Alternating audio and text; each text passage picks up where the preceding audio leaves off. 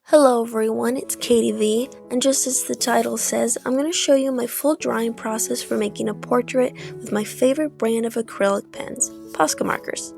If you've been following me for a bit now, you know that the bulk of my YouTube Shorts videos are these portraits. It's been a few months since I made a full video, so it was suggested to me, why not make one sharing your full drawing process? Here we go!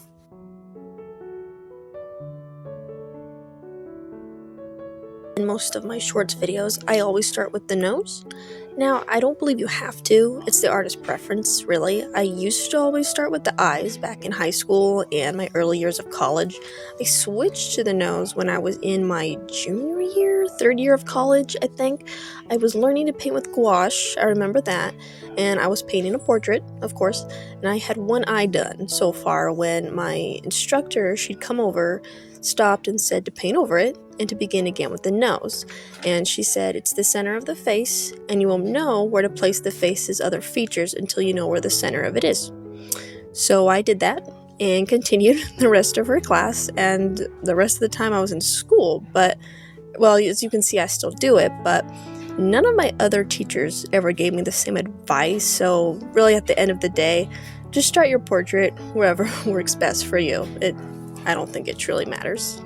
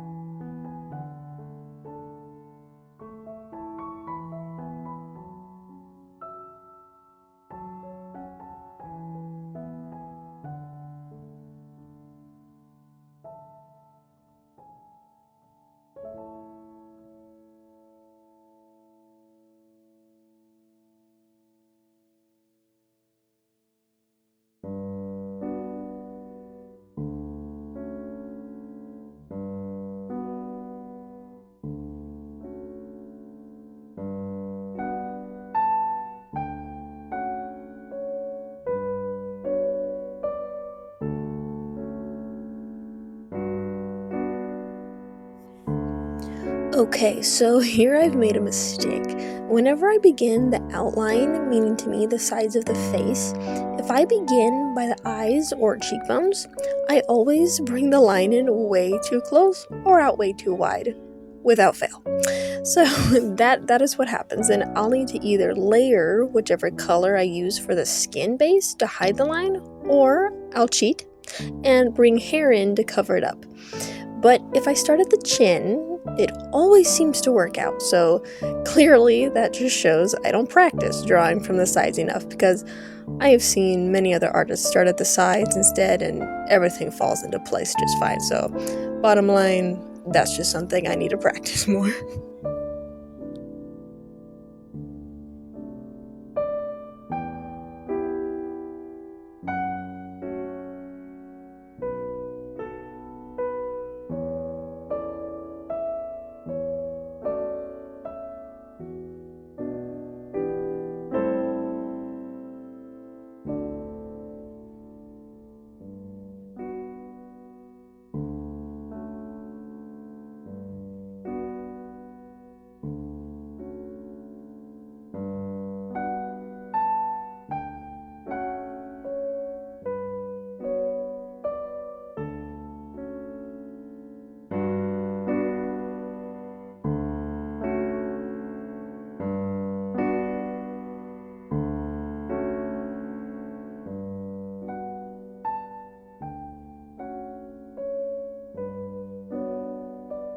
Now that I have the face all outlined, I'm going to begin filling in the base color for the portrait's skin.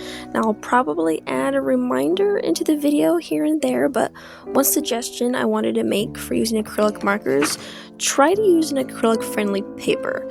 So this particular sketchbook was designed to hold more water, so for example, it does really well with watercolors. Now it's not going to hurt the markers or anything. The ones I'm using I've had for a few years now and they're still good, It's just the paint likes to clump on the surface sometimes, so it will always spread better on a smoother surface, and you'll notice when we start detailing that the top layers are going to go on much better than the base because this base is going to create a smoother surface for it. Now, do I have acrylic-friendly paper here? Yes, I do, but I am someone who will get attached to whatever sketchbook has been most handy lately, and I probably won't bother switching it out for another one till it's full. So if you're not like me, go ahead, switch out the paper, use a smoother one. But if you're like me and the clumps don't really bother you, just keep doing what you're doing. It's totally fine.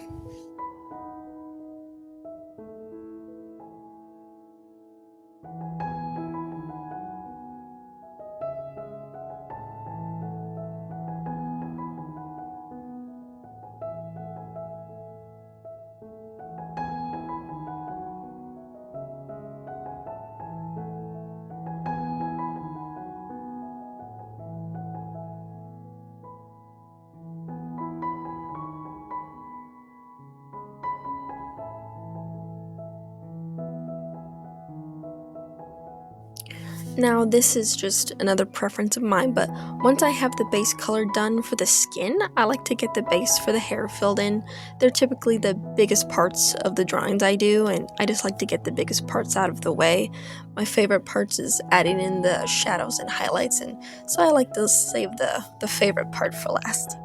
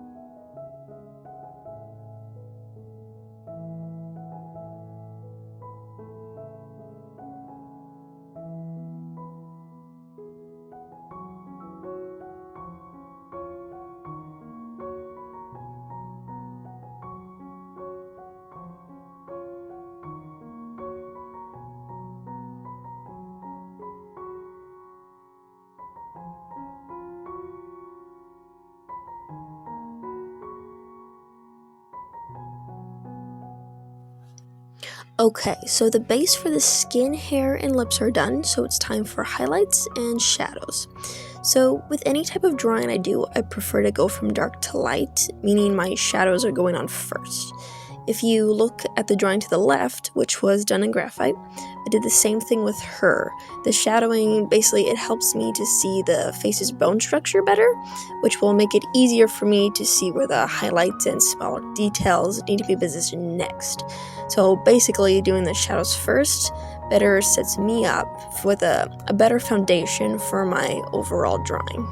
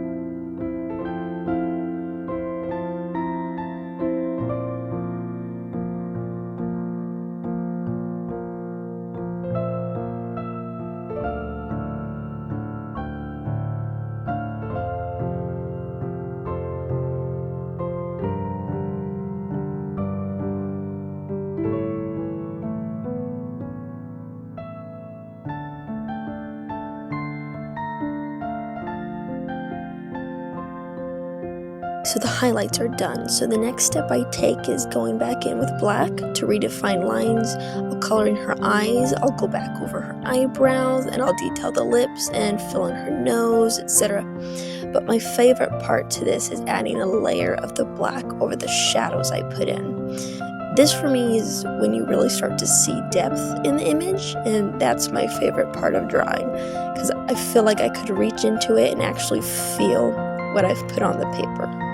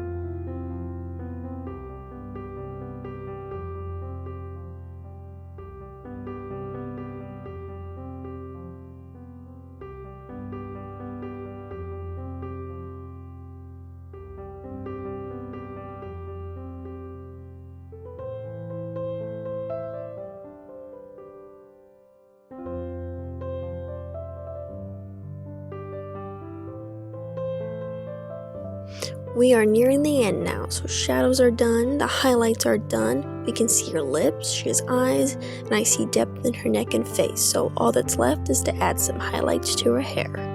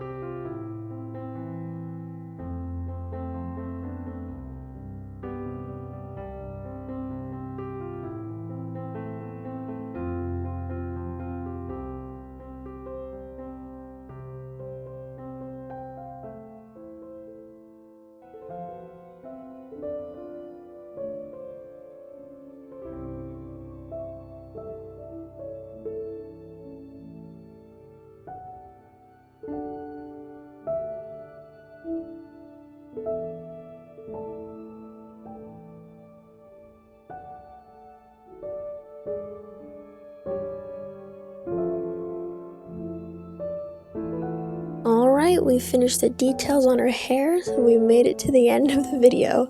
I hope I didn't bore anyone too bad, and I hope my drawing process was easy to understand and follow along too. Thank you all for watching, and I hope you all have a wonderful day. Bye!